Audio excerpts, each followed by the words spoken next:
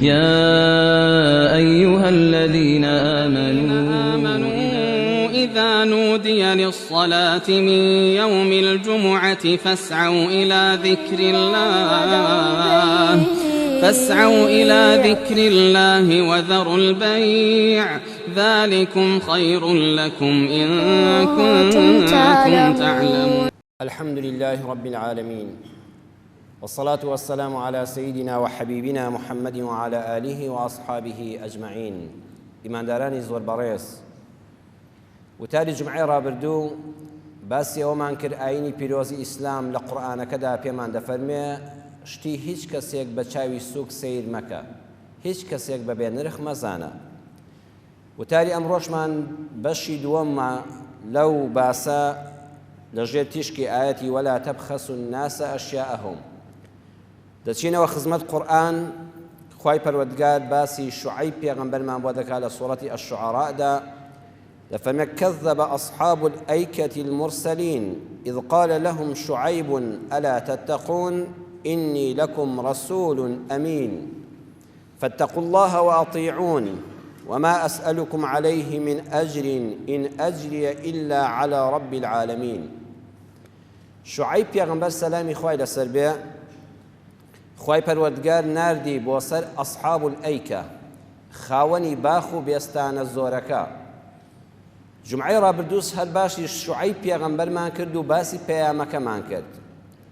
لە سوورەتی ئەعرافدا. ئەم جمعەیە لە خزمەت سوورەتی ئەشعەراءدا دەبین. باسی هەمان پێغەمبەری خوایە شوعەیب پێغەمبەر سەلات و سەلامی خوای لەسەر بێ.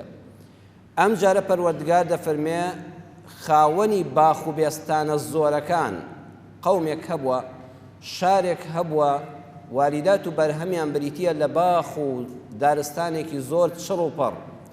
خوای گەورە کۆمەڵک پێغەمبەری بۆ ناردن بۆ ئەوەی ئیسلاح و چاکسازیان لە نێواندا بکە، پەیامی خۆیان پێ بگەیەنێ. خوا دەفەرمێ یەک لە دوای یەک ئەو پێغەمبەرانە بە درۆزن زانین نەعوذ بالله،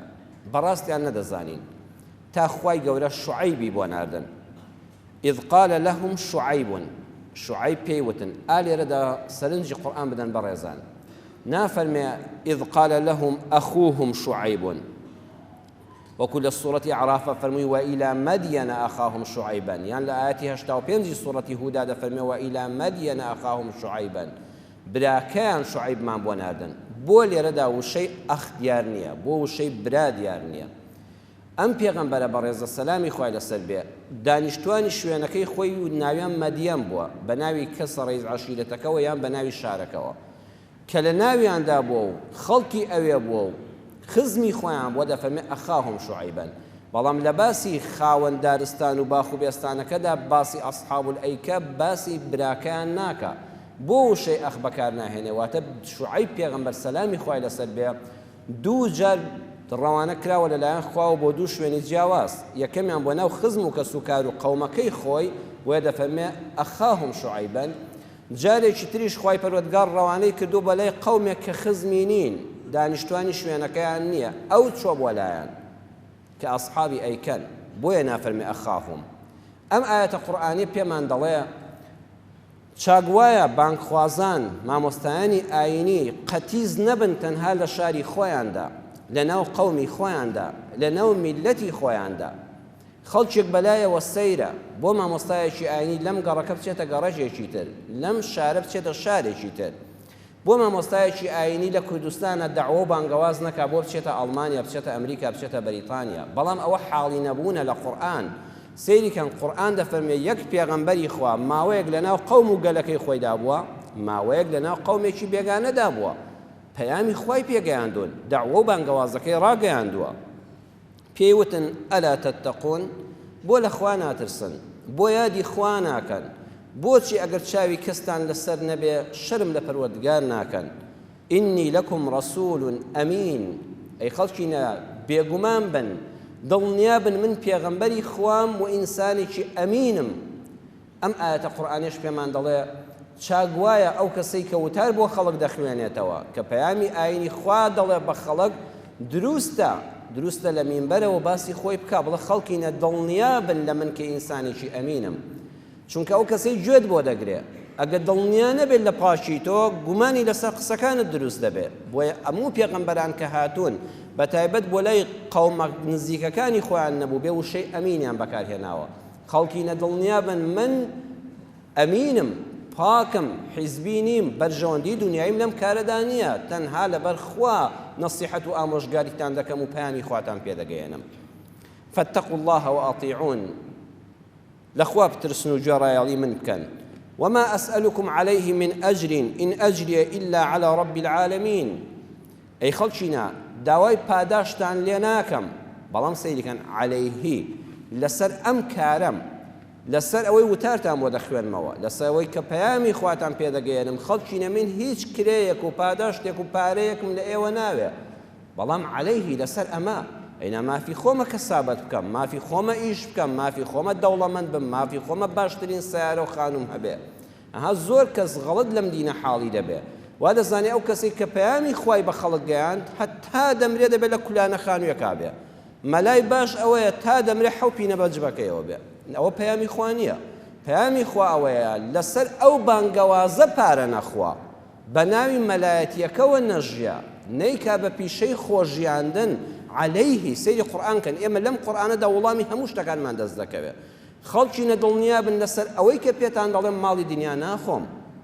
بەڵام خۆم کەسابەت دەکەم ئەجر وەردەگرم لەسەر ئیشەکانی ترم إن أجري إلا على رب العالمين پاداشتی من بۆ ئەم کارە بۆ خزمەتی ئەم دینە لەسەر خوای رب العالمینە ئەو پاداشتە با بۆ قیامەت بێ ئەوە لە ئێوە داوا ناکرێ بۆیە چاگوایە لە ڕوانگەی ئەم قورئانەوە لە ڕوانگەی ئەم ئاەتە قورئانیەوە کە پەیامی هەموو پێغەمبەرانە ئەو کەسانەی کە مەلایەتی دەکەن ئەو کەسانەی کە بانگەوازی خەڵک دەکەن بۆ دینی خوا و پەیامی خوا دەگەیەنن زۆر باشترە هیچ کات پارویەک نانی ماڵی هیچ کەسێک نەخۆن یەک دینارێک لە کەسێک وەرنەگرن جوول و قماشی کەس نەکەن بە کاڵای باڵایان هەروەها چاکتر وایە لە ڕووی معنەویەوە داوای دەنگدانیان لێ نەکەن حتى زۆر جار مامۆستایانی ئاینی قەت تەداخلی پۆستەکانی حکومەت و پەرلەمان و وەزارەت و ئەوانە نەکەن باشە چونکە دەنگی خەڵکی پێویستە نەبێتە هۆکاری ئەوەی من بۆیە چەند ساڵ وتارم بۆ خوێندەوە بۆی تۆ دەنگم پێ بدەی بمناسی دوایی بڵێ بەڵێ بۆ فڵان کەس خۆل لە مەش بپارێزێ مامۆستای ئاینی چاکات با پاداشتەکەت تەنها بۆ ئەڵڵا بێ هەڵیگرە بۆ قیامەت خۆت وەکو ئەو خەڵکە کەسابەتێک بکە ئیتر خوای لەگەر میلیۆنەر دەبووی ئەوە مانیعێکی شەرعی نییە ئەم عەقیدەی شوعەیب پێغەمبەر سەلامی خوای لەسەر بێ بە ئەسحابی ئەیکەوت و ئەم دەرسانەی بە ئێمەدا ئەمجا مەنهەجی ئەو پێغەمبەرە چی بوو أوفوا الكيل ولا تكونوا من المخسرين خەڵکینە ئێوە کۆمەڵگایەکن لە کڕین و فرۆشتنە لە کێشانە و پێوانەدا حەقی خۆی نادەن بە خەڵک وەکو جومعەی ڕابردووش هەر پەیامی شوعەیب بۆ قەومەکەی خۆشی هەر ئەوە بوو لە کێشانە و پێوانەدا فێڵ مەکەن حەقی خۆی بدەن بە مشتری لە کڕیاریشە زیادی لێ وەرمەگرن وەزینوا بالقسطاس المستقیم بە تەرازوێکی ڕاست بی پێوە ئەم ئاەتە قورئانیە پێمان دەڵێ مانای وانییە کاتێک کە تۆ دوکانداری کیلۆیەک 200 غرامی زیاد بخەسەر ئیسلام داوای ئەوەشی لێ نەکردووی حەقی خۆی پێ ببەخشە نەکەمی بدەیە نەغەدر لە خۆشت بکە زیادیشی مەدەیە میزینە قیسطاسی مستەقیم تەرازوەکە با ڕێک بێ ئەکرێت 2-3 غرام 10 غرام بەلای مشتریەکەدا بڕۆی لەبەر قیامەتی خۆت بەڵام ناشکرێ ئیسلام ئەمری پێ نەکردووی دەبێت ئیلا تەرازوەکە ئاوالار بێتەوانێت بۆ مشتریەکە قورستر بێ و تۆ سووک بی ئەوەش ئیسلام ئەمری پێ نەکردووە حەقی خۆی بدە بە هەموو شتێک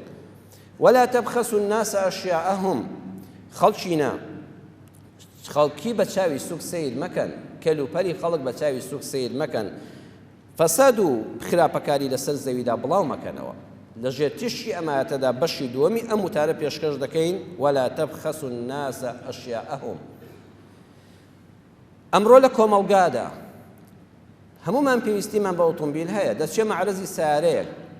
ئەمە ئامۆژگاری و نەسیحەتێک بێ بۆ ئەو برایانەی کەوا لە مەعرەزەکاندا ئیش دەکەن خوا نەخواسە بە چاو سووک سەیرکردنی ئیشەکانیان نییە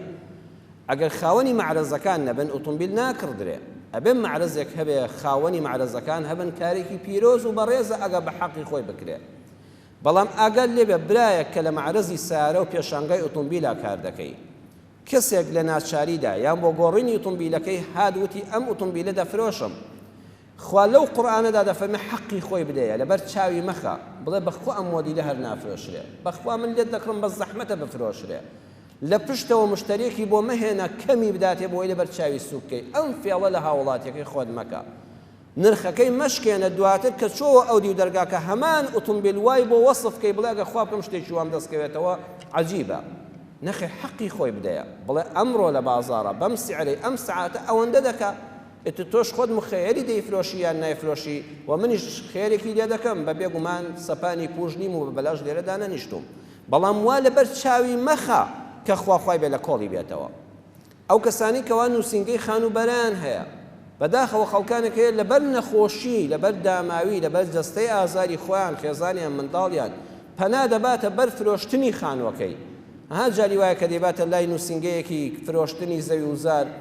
وای دەیشکێنێ دەڵێ هەر بە هیچ نافرۆشتێ وا لەبەر چاوی دەخوا خواخواتی بەنیوە قیمەت بیفرۆشێ و لە کۆڵی بێتەوە بەڵام کاتێ هەمان شت بەخۆی دەفرۆشێ ئەڵێ خانووی وا لە شوێنی ئاوادا مەگە بۆ دۆستێکی وەکو جەنابەت ئەینا دەستی هەموو کەس ناکەوێت قورئانەکەمان نەهی لەوە کردووە شتی خەڵک مەشکێنە حەقی خۆی بدەیە هەروەها لە هەڵسەنگاندنی کەسەکاندا حەقی خۆی بدە بە ئینسانەکان کەسێکت خۆشویست ئەوەندە مەدحی مەکە لە سنوور بیبەیتە دەرەوە بیکەی بە فریشتە کەسێکی شدڕق لێبوو هەموو چاکەکانی زەربی سفر مەکە خوا لە قورئانە دەفەرمێ وەلا یەجریمەنەکم شەنەئان قەوم عەلا ئەللا تەعدیلوا قەد ڕق و قینت لە کەسانێک لە کەسێک واد لێ نەکا کەوا بەدادپەروەری حکم نەدەی ڕقل لەلایەنێکە ڕقل لە سەرکردەیەکە ڕقل لە کەسێکە ڕقل لە مرۆڤێکە قەد ئاوا حکم مەدە مادام ڕقل لێتی بڵێ هەرچی چاکە بێ نیەتی ئەو ئینسانە بە کەڵکی هیچ نایە نەخێر حەدی خۆی بدەیە کۆمەڵێت چاکە هەیە چاکەکانیشی ببینە پێغەمبەری خوا صلی الله عليه وسلم لە فەرمودەدا هاتووە ئەتا حبر من الأحبار رسول الله صلی الله عليه وسلم کابرایەک ئەحباری جوولەکەکان بوو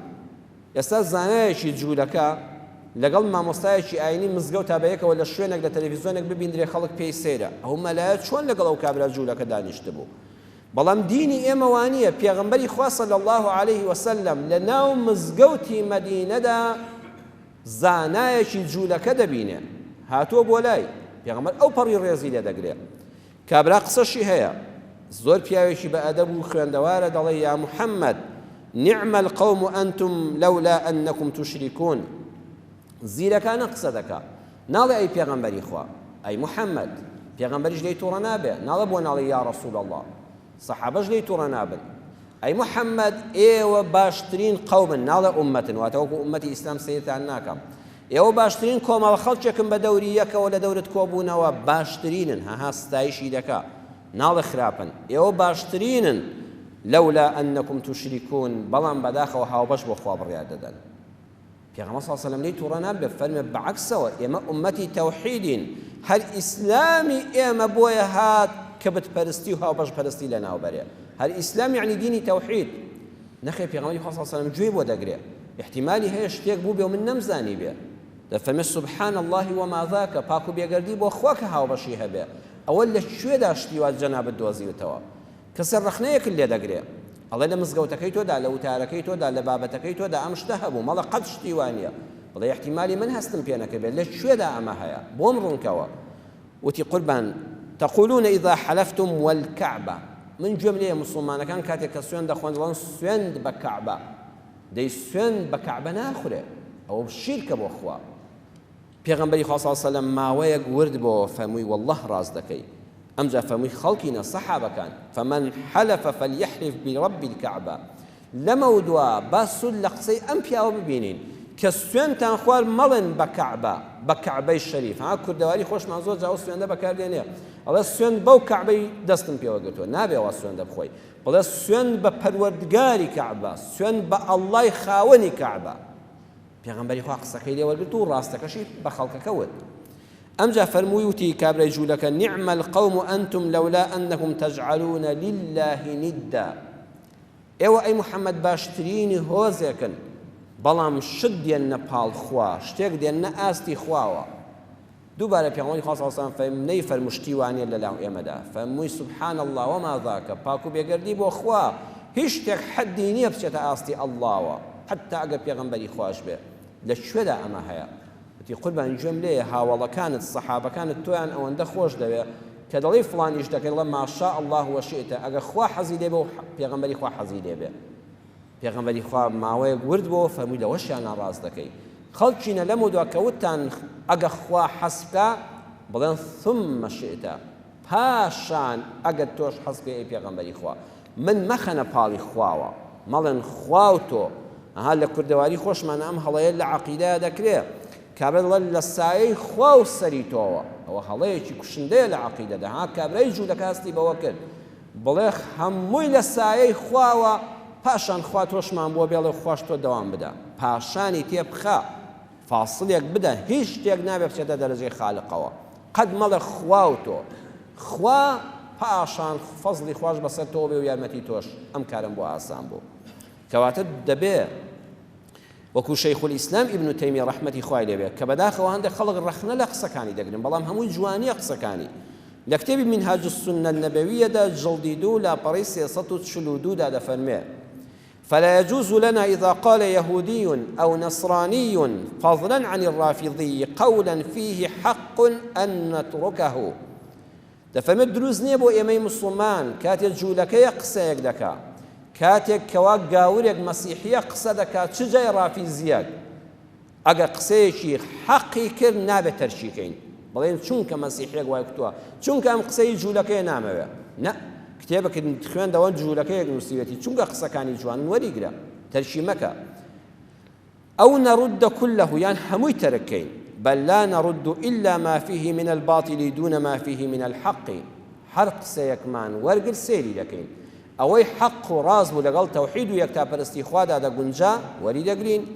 ئەوەی کەوا لە غەیری ئیسلامەکەدا تەعن بوو لە عەقیدە و بیر و باوەڕمان ڕەتی دەکەینەوە بەسەر خاوەنەکەیدا ناڵێن سەیری خاوەنەکەی ناکەین بۆ ئیمامی عەلیش کاتی خۆی دەفەرموو قەت سەیری قسە مەکە چێ وتوێتی سەیریکە چی وتراوە ئێتر چێ وتوێتی گرنگ نییە بزانە چی وتراوە ئەگەر جوام و وەریگرە ئەگە بە قەڵب نەهات ڕەتی کەەوە با مسڵمانیش وتی بێتی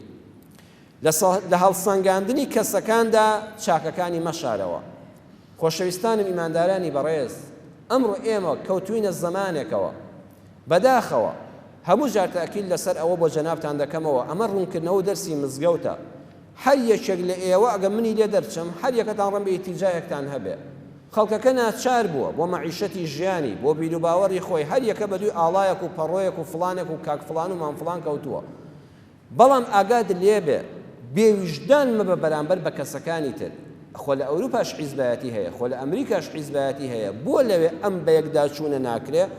کابرا حەق دەبینێ بەرامبەرەکەی ڕەفز ناکە بە کولی زەڕبێکی بەسەرا بێنێ یەکسەر ڕەفزیکە هەموو کەسێک جوانیەکی تێدایە ئەم ئیسلامی ئێمە فێری ئەمانەمان دەکا بە عەمەلی ئیمامی زەهەبی هەیە عالمێکی گەلک گەورەی ئیسلامە مامۆستایانی بەڕێزی ئاینی دەزانن ئیمامی زەهەبی کتێبێکی زۆر گەورەی هەیە دەوری 30 مجەلدە 30 مجەلد کتێب بە ناوی سیر و ئەعلام النوبەلا ژیاننامەی پیاوە ناودارەکان ئیمامی زەهەبی کاتێک کە باسی عەبدولواریسی کوڕی سەعید دەکا بزانە چۆن ضعیفەکەشی باس کردووە چاکەکەشی باس کردووە دەفەرمێ وەکان عالما ومن ئەهل الدین والورع سێ سفەتی باسی باش دەکا ئەم پیاوە زۆر زانا و خوێندەوارە ئەم پیاوە زۆر بەدینە زۆر حەڵاڵ خۆرە ئەمە سێ سفەتی چاک بەڵام إلا أنه قدري مبتدع بەڵام پیاوێکە لە قەزا و قەدەرە عەقیدەکەی خەلەلی تێدایە بەڵام پیاوێکە ئەهلی بیدعێ و لە سوننە لای داوە ها پێش ئەوەی بڵێ خەڵکینە ئەم پیاوە خۆتانی لێ پارێزن ئەمە قەدەریە و دەڵێ قەزا و قەدەر لە نێو چوار نووسراوە تازە عەمەلی خۆ ئەمە شتێکی عەقیدەی غەڵەتە یان کابرایەکی مبتەدیع و لە سوننە لای داوە سێ سیفەتی لە ئەوەڵەوە باز دەکا تا بڵێ خوێندەوارە تا بڵێ بەدینە تا بڵێ حەڵاڵ خۆرە سەیری ئەم ئینسافە ئەم جارەکانە خراپەکانی دەخاتە بەرچاوی خەڵک هەروەها ئیمامی واقیدی كاتكوا إمام الذهبي باس إمام واقدي دكاد فمو الواقدي وإن كان لا نزاع في ضعفه واقدي كاتكتاب كانت خوان دو خالقنا هرچن هیچ گومانیه لو میجوی کنوسیتی و هلایا هم میجوی کردستانی ماشی نوسیت و بعضی صحابه و کشتنی صحابه دکا واقدی لنوسین کان دا هلای زوری هیا بلان فهو صادق اللسان كبير القدر لقل اوش دا زور راست گویا و زور پیاوی چی پلا برزا زۆر پیاوێکی پلەبەرزە و ڕازگۆیە ئەوەی بیستوێتی ئاوان و سویەتەوە بەڵام بەداخەوە شەن و کەوی لە مێژوەکەیدا نەکردووە چەند جوانی ئینسان ئاوا کەسێ هەڵسەنگێنێ زۆر ڕازگۆیە زۆر پلەبەرزە لە عیلما بەڵام کتێبەکانی جگەی اعتیبار نین لە مێژوودا و لێی وەرمەگرن زانایان فەرموویانە العبرة بكثرة الفضائل وليس بزلة ساعة ئەگەر سەیری کەسێکت کرد چاکەکانی زۆر بوون ئەویان وەرگرە نەک لە عمریان لە سەعاتێکا تووشی هەڵەیەک بوو بێ تۆ بەس ئەمەی لەسەر حساب بکەی الكلام في الناس يجب أن يكون بعلم وإنصاف قسەکردن لەسەر حاڵی خەڵک پێویستە بە زانست بێ و بە ویژدانەوە بێ نەڵێ وەڵام منیش بیستم وەڵا وا دەڵێن لە فەیسبووک ئاوایان گوت نەخێر کە قسە لەسەر کەسێکت کرد و هەڵس سەنگان علمت پێ بێکەوایە بە ئینصافیشەوە بە ویژدانیشەوە ئیمامی عەلی ڕەزا و ڕەحمەتی خوای لێبێ ئامۆزا و زاوای پێغەمبەری خوا صلی الله علیه وسلم ئیمام عەلی لە زمانی خۆیدا فیتنەیەکی گەورە ڕوویدا کۆمەڵێک لە موسڵمانان هەڵگەڕانەوە وتیان عەلی کوڕی ئەبی تالیب کافرە ئەبێ خوێنی بڕێژین و بیکوژین دەستیاندایە چەک و لێچوونە شاخ ئیمامی عەلی سەحابەکانی کۆ کردەوە سەحابەکان لێیان پرسی ئەی ئیمامی عەلی ئەم جەماعەتە خەواریجە کافرن پێیان بڵێن کافرن ئەوان بە تۆ دڵێن کافرن و خوێنی دەڕێژن فەرمووی ئەوانە لە کافریەتی ڕایان کردووە موسڵمانن بەخۆیان دڵێن موسڵمان ناتوانین پێیان بڵێن کافرن وتیان قوربان منافقن لە دووڕوەکان حسابن فەرمووی وەڵڵاهی دووڕوەکان پێغەمبەری خوا و قورئان دەفەرمێ زیکری خوا زۆر بەکەمی دەکەن ئەمانە دایمە زمانیان بە زیکری خوا پاراوە ئەو نوێژەی ئەوان دەیکەن پێغەمبەر فەرمووی نوێژی ئێوە لە چاواندا هیچ نییە نێو چاوانیان شوێنی سوز دەی پێوە دیارە کەواتە چونکە زیکری خوا زۆر دەکەن بەخوا منافقیش نین وتی ئای قوربان کافر نەبن منافق نەبن ئەی بڵێن چین فەرمووی برامان و لێمان هەڵگەڕاونەوە هەر براکانی دوێنێمانن بەڵام لێمان هەڵگەڕاونەوە ئێمە بە کافر دەزانین ئێمە ئەوان تەکفیر ناکەین ئەمە ئینصافە ئەمە علمە ئەمە قسەکردنی ئینسانی مسلمانە هەروها علەما فەرموویان النظر في حال الإنسان حال الحكم عليه عند الخطأ کە سەیری کەسێکت کرد غەڵەتێکی کردووە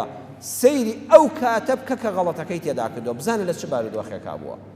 بزانە ئەو کاتە خۆت بخە شوێنی ئەو تۆش تووشی هەمان هەڵە نەدەبووی ئەڵڵا بەڕێزان چ قسەیەکی جوانە کاتێک کەسێ هەڵەیەکی کردووە تۆ سەیری هەڵەکەی مەکە سەیری ئەو کاتە بکە کە فڵان کەس هەڵەکەی تیا کردووە بزانە لە چ بارودۆخێکی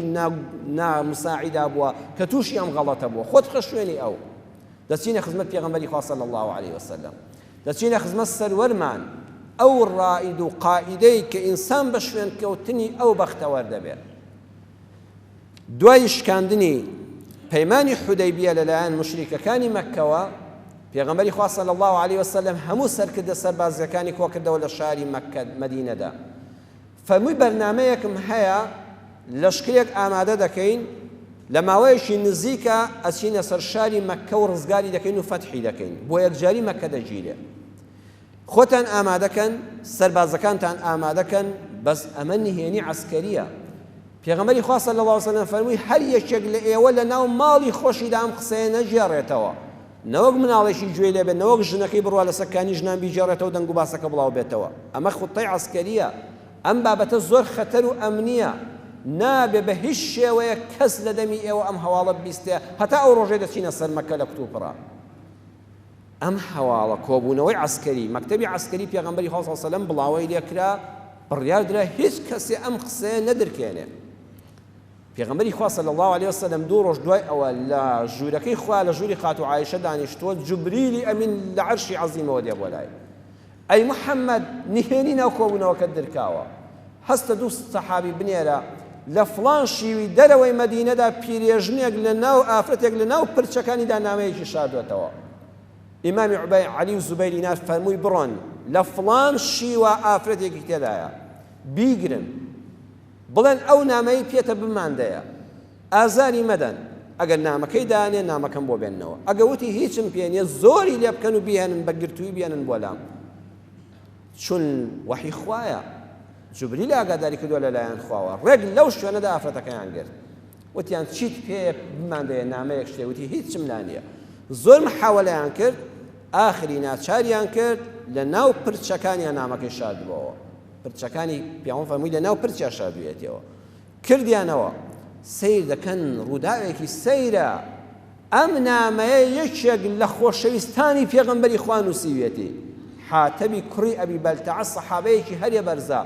نامەی نووسیوە بۆ موشریکەکانی مەککە ئاگاتان لە خۆتان بێ پێغەمبەری خوا بەسەرتاندادا ئەمە ئاخر هەڵەیەکی گەلێک کوشندەیە نهێنیەکی ئاوا گەورە هی پێغەمبەری خوا کە پێغەمبەر تاکیدی لەسەرەوە کردووە ئەم شتە لای خێزانی خۆشتان باز مەکەن لە ماڵەوە نەوەک مناڵک گوێی لێبێ ئەم بابەتە سڕی مەکتەبی عەسکەریە نابێ بڕواتە دەرەوە خۆ ئەگەر ئەم نامەیە بگەیشتایە مشریکەکان هەموو شەوێک کەمینیان لە دەروی مەککەدا دەنا پێغەمبەری خوا کەوتە ناو کەمینەکەیە بە چەند سەحابی شەهید ببوویایە هەر یەکێک لە ئێمە دڵی دەکوڵێ کاتێک کە پێغەمبەری خوا حاتە بانگ دەکا ئیمامی عومەر سوور بۆتەوە ئەی پێغەمبەری خوا چۆن ئەم خاینەمەی کردووە شمشێر دەردێنێ تو خوا ڕێگەم دەبا سەری لە لاشەی جیاکەمەوە با هەموو کەسێک فێر ببێ کە ناپاشی لە پێغەمبەری خوا لە ئیسلام ناکرێت پێغەمبەری خوا دەفەرمێ بێدەنگ بە بالی بپرسین ئەم پیاوە بۆ ئەوەی کردووە دەفەرمێ ما هذا یا حاتەب ئەی حاتەبی کوڕی ئەبی بەلتەعە ئەمە چییە بینم چۆن تۆ ئەم هەڵە گەورەیەت کرد حاتەبیش دەفەرمێ ئەی پێغەمبەری خوا گوێم بۆ بگرە والله من کابرایەکم خوا و پێغەمبەری خوام لە هەموو شتێ خۆشتر دەوێ والله گومان لە ئیمانەکەم دامەکە قەسەم بەخوا ئەم هەڵەیەم بەس لەبەر ئەوە کرد من کابرایەکم کە لە مەکە هەڵاتم لەبەر خاتی خوا و پێغەمبەرەکەی خوا نیشتیمان و ژن و منداڵی خۆم بەجێهێشتووە بەس لەبەر خۆشەویستی ئەم ئیسلامە بە شوێن جەنابەت کەوتم هەر یەکێک لە ئێوە خزم و کەسوکارێکی هەیە لە شاری مەککەدا بەس من بێکەسم کاتی خۆی بە غەریبی هاتوومە ئەوێ ئێستا ژنێک و کۆمەڵە کچم لەوێ بەجێهێشتووە بێکەس و کارن ترسام ئەگە شەڕ ڕوو بدا ئەمانەی من تێدا بچن خۆشەویستیم بۆ ژن و منداڵەکەم وای لێکردم ئەم هەڵەیە بکەم بەڵکو ئەم خزمەتە بە دانیشتوانی مەککە بکەم و ئاگایان لە ژن و منداڵەکەم بێ و عەزیەتیان نەدەن والله بەس لەبەر ئەوە ئەم کارم کرد خۆشەویستیم بۆ خێزان و منداڵەکەم ئەم کاری پێکردم ئەها جەنابەت جاری وایە تووشی هەڵەیەک دەبی لە ناچاری بۆ ژن و منداڵەکەدا ئەم کارە دەکەی پێغەمبەری خوا نێ فەرموو ئەم قسانە قبوڵ نییە ئەمە سزای گەورەی لەسەرە فەرمووی صدق ولا تقول له إلا خيرا والله ئەم پیاوە ڕاز دەکا کەس قسەی ڕاز نەبێ پێی نەڵێ قسەی چاک نەبێ کەس قسەی ناشرینی پێ نەڵێ ڕاز دەکا ئەم بێکەسە لە مەککەیە ژن و منداڵەکەی بە تەنها بەجێهێشتووە ئێمە هەر یەکێکمان کەسێکمان هەیە بەس ئەو کەسی نییە لەوێ ترساوە ژن و منداڵەکەی ئازار بدرێ قسەکەی قبوڵە بەڵگەکەی قبوڵە لێی وەرگرن ئیمامی عومەر فەرمووی قوربان هێشتا ئامادەم لەسەری بدەم فەرمووی ئەی عومەر ئەمە ئەسحابی بەدرە ڕۆژی بەدر لەبیرە ئەم پیاوە چ پاڵەوانێتێکی بۆ لەشکری ئیسلام نواند ئیمامی عومەر دەستی کرد بە گریانوتی خوا پێغەمبەری خوا باش دەزان بەخوا ڕاستە ئەم پیاوە لە بەدرە پاڵەوانی بەدر بوو دەی فەرموو خوا لە ئەهلی بەدر خۆش بووە ئەم خراپەیەی ئەم خیانەتەی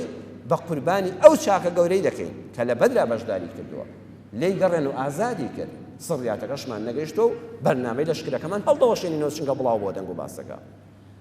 خۆشەویستان ئەگەر بەرامبەرەکەت هەڵەیەشی کرد خۆت بخە مەوقیفی ئەوەوە بزانن لە چ مەوقیفێکە ئەم هەڵەیە کردووە لەبەر چی کردوێتی عوزری لێ قبوڵکە با ئەمە شۆڕکەینەوە بۆ ناو ژیانی خێزانیمان خێزانەکەت هەڵەیەک دەکا کوڕەکەت هەڵەیەک دەکا کچەکەت هەڵەیەک دەکا بووکەکەت هەڵەیەک دەکا زاواکەت هەڵەیەک دەکا قبوڵیکە خۆت بخە شوێنی ئەو بزانن لە چ مەوقیفێکە تووشی ئەم هەڵەیە بووە سعيد كريم مسيب أو عالم قول أخوانا سواري عاد فرمي ليس من شريف ولا عالم ولا ذي فضل هيج پیاوێکی ڕێزدار و خاوەن پلە و پایە نییە هیچ عالم و مەلایەکی دینی نییە هیچ کەسێکی خێرخواز و خێرەومەند نییە إلا وفيه عيب إلا عيبی شێر تێدایە هیچ کەسێکت دەست ناکەوێت ئەزیزم بۆ مەلایەک بڕوانی بۆ خێرەومەندێک بڕوانی بۆ پیاماقوڵێک بڕوانی بۆ بخاوەن پلە و پایەک بڕوانی بڵێ قەت نابێ خراپەیەکی تێدا بێ إلا عیبێکی تێدایە چونکە ئینسانە ولكن من الناس من لا ينبغي أن تذكر عيوبه بلام كسي وهي لم برزانا أقع عيبكي بتشوب باز نابي باز بكري فمن كان فضله أكثر من نقصه وهب نقصه لفضله كسيك شاككاني زور زياتر بن لكم وكوري عيبكاني كم وكوري كاني دبخشرين بشاككاني بيبخش بشاككاني أما والله يخوض دابوشا أين قد وابير مكة وكسيك هبه لم سرزويدا چەندە عالم و زانا بێت چەندە مامۆستای باش بێت چەندە خێرەومەند بێت چەندە خاوەن پلە بێ ئیلا بەڕێز دەکەم عیبێکی هەیە ئیلا عیبێکی هەیە بەڵام مادام چاکەکانی زۆرترا عیبەکەی داپۆشە چاوپۆشی لێ بکە و باسی مەکە سوکاتی بە پێگەی کەس مەکە پێغەمبەری خوا صلی الله علیه وسلم کاتە سەحابەکانی نار بۆ حەبەشە نەیفەرموو وەڵڵی لە حەبەشەشە هەر بتدانراوە لەوێ سەلیب دەپەرسترێ لێرە بت دەپەرسترێ نەخێر فەرمووی ئینە بالحەبەشەتی مەلیکەن لا يظلم عنده أحد إمام أحمد لمسند رواياتي كدوا لشاري حبشدا لولاتي حبشدا پاشایەک هەیە هەرچەند لەوێ بتپەرستی هەیە بەڵام کەس ستەمی لێ ناکرێ نەیفەرموو مشریک هەر مشریکە نەخێر لای ئەو ستەم ناکرێ مەڵە بۆ کابرا لە ئەوروپای ئاخر لەبەر ستەمی ئێرە ڕای کردووە ئەبوو جەهل ناوی عەمری کوڕی هیشامە لەقەبی ئەبەلحەکەمیان دابوویە لە مەککەدا لەبەر دەستڕۆیشتووی و پلە و پایە و مەقامی کۆمەڵایەتی پێغەمبەری خوا صلی الله علیه وسلم کە تووشی دەبوو دەیفەرمووی یا ئەبا الحەکەم هەلومە إلى الله وإلى رسوله وإلى كتابه أدعوك إلى الله أي أبا الحەکەم ها نەیدەفەرموو ئەی عەمر نەیدەفەرموو ئەبوو جەهل مادام ئەم ناوەی پێخۆشە شان و شکۆکەی مەشکێنە بەم ناوە گوێ لێ ڕادەگرێ ئەی ئەبا الحەکەم بانگت دەکەم بۆ لای خوا و پێغەمبەرەکەی خوا و پەیامەکەی خوا کە قورئانە بانگت ناکەم بۆ لای خۆم ئەدعوکە إلى الله وەرە بانگت دەکەم بۆ لای خوا نەیدەفەرموو ئەم پیسە چییە ئەم جەهلە چییە بەکەم ناوە پێی خۆشە بەو ناوە ناوی بێنە لە فەتحی مەککەدا ئیمامی عەباس فەرمووی ئەی پێغەمبەری خوا ئەبوو سوفیان تا ئێستا ڕێز عەشیرەتێکی گەورە بووە پیاوێکی خاوەن دیوەخانە پیاوێکی کۆمەڵایەتی و پێگەی بەرزی هەیە حەز دەکا ڕێزێکی لێ بنێ و شانازێکی پێ ببەخشی پێغەمبەری خوا فەرمووی من دەخەلە دارە ئەبی سوفیان فەهوە ئامین هەر کەسێک چ تاوانێکی کردبێت چ بێتە ماڵی ئەبوو سوفیانەوە ئەمینە و کەس دەستی بۆ نابە یخوا ئەبوو سوفیانش بۆ خۆیەوە بوو لە تاوانبارەکان سەرکردایەتی لەشکری ئوحودی کردبوو بەڵام ئەمە ڕێزە بۆم خاوەن دیوەخانە پێگەکەی نەشکاند بە چاوی سووک سەیری نەکرد نەیفەرموو قوڕی بەسەر ئەوەی خواردی نایخواتەوە نەخێ فەرمووی تۆ ڕێزی خۆت هەر ماوە هەر کەسێک بچێتە ماڵی ئەبوو سوفیانەوە خۆی بخاتە ماڵی ئەوانە وەکو خۆی خسبێتە ماڵی کەعبەوە وایە ئەمینە خوێنی پارێزراوە هەموو کەسێک حەز دەکا ناوێکی بێ نوکتەیەک هەیە کاتی خۆی لە زمانی فەقێتی دانیژێڕایەوە ئەڵانگو پیاوێکی وەکو ئەبوو سوفیان خاوەن پێگەڵ کۆمەڵایەتی و دیوەخان لە ناو دیەکە هەبوو مامۆستایەکی مزگەوتیش لەوێ بووە کابرا حەزی کردووە لە وتاری جومعە باس بکرێ مامۆستای مزگەوت چۆن لە وتاری جومعە باسی مام باپیر بکا کابرا ناوی مام باپیر بووە تێتی مامۆستا هەر حەز دەکەم لە شوێنەکان ناوم بێنی تێتی وەڵڵی مام باپیر تۆ نە قسەیەکت هەیە نە حیکمەتێکت هەیە نە شیعرێکت هەیە نە ئەدەبێکت هەیە نە هیچ نییە من باسی بکەم بڵێم مام باپیر وای کردووە دۆڵای قوربان هەرچی دوێ دەدەمێ بەس ئەوەندە لە شوێنەکان گوێم لە ناوی خۆم بێ پێم خۆشە خەڵک بزانە من تۆزێ ڕێز و مەکانەتێکم هەیە ئەویش ناچار دەڵێ یا ئەیوها المانباپیر ئینەکە لەدوب کەبیر مەواکە جەهەنەم وبئس المەصیر مانباپیر تۆ عینی وەکو ورچێکی پێر دێ بەرچاوم جەگات جەهەنەمە ئەڵێ مانباپیر فیلمێسکی هەڵدەوەرانن لە خۆشیانە کە لە مینبەرەوە باس کراوە هەموو کەسێک حەز دەکا پێگەیەکی هەبێ حتا ئەگە بەزەمیش بێ حەز دەکا جاری وایە ناوی بێ بەڵام مەیشکێنە ڕێزی خۆی بۆ دابنێ دینی ئیسلامی ئێمە ڕێگەمان پێنادە سوکایەتی بەشتی هیچ کەسێک بکەین بۆ نمونە کابرایەک کاکەیە و سمێڵی هەیە یەزیدیە و سمێڵی هەیە قەت مەڵێ ئەو سمێڵە پیسانت لای ئەو ڕێزدارە شتەکەی بە چاوی سوک سیر مەکە ئەو پەیوەندی بە خۆیەوە هەیە پیسە پاکە ئەوە لە قیامەتە لە تۆ بەرپرسیار نییە لە کتێبێکە جارێک شتێکم خوێندەوە مامۆستاکە ئێستا لە ژیان ناماوە بە شانازیەوە لەو کتێبە دینی ئێمەدا نووسراوە بەڵام کاتێک کە من سەرنجمدا ئەمە لەگەڵ ڕوحی ئاینی ئیسلاما ناگونجێ مامۆستایەکی بەڕێز ئەڵێ جارێک کابرایەکیان هێنا بیشۆن کاتێک کەوا مردبوو وەفاتی کردبوو سیرم کرد سمێڵی بەقەدە یەک دەستکەکەوە دەبێت وتم ئەمە چییە وتیان وەڵامە کاکەیە عەمری خوای کردووە وتم وەڵڵاهی گوناحە بەم هەموو سمێڵەوە بچێتەوە دیوانی خوا چوم داوای مەقەستێکم کرد ویان زانی بۆ کفنەکەمە ڕێک سمێڵم بۆ پاک کرد کە هاتمە دەرەوە سەیریان کرد بەخۆیان دەکێشا زۆر بە سوکایەتیان دەزانی